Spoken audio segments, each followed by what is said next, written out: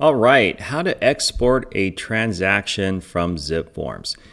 Now, this is something that is important to do because, again, you never know. You always want to make sure you have a copy of your transactions you work hard on as an agent.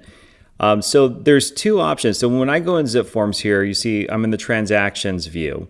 So you see the main menu, it says transactions. And you have here, this is the icon view. And if I click on this, it'll take me to what they call the list view. So I'll put it back to the grid view, I guess. They call it icon, I call it or the grid. From here, when you hover over a file, you'll see something will light up. You'll notice it's the blue button.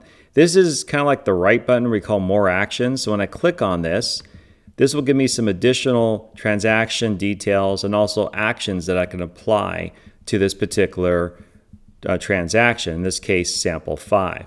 Now from here, this is where I'm able to do a few additional things. I can actually duplicate it, but what we're learning today is how to export it. So if I go right here, export to archive, this will allow me to export to archive, which means it will create a zipped file of everything that's in that particular file there, and it will allow me to export it out. Now sometimes you can't see the button, but you'll see right here, there's the export button.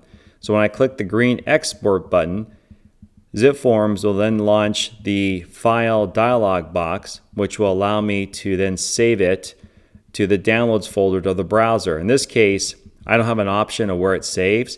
It's going to save directly to my downloads folder. And there's only 5 megabytes, and you can see here I'm using Chrome. It's downloading that item.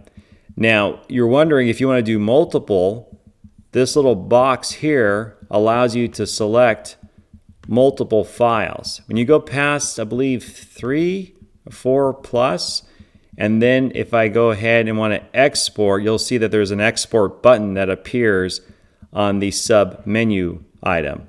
When I do this, it will then allow me to export, but what it will do is it will send me an email that it's now ready to export. So it's not going to directly download it to my downloads folder. It will send me an email that gives you a link, and that link sometimes, I had one link was about 200 gigabytes. So that took forever and a day, but that's how you do multiple transactions. So that's how you export transactions in zipForms.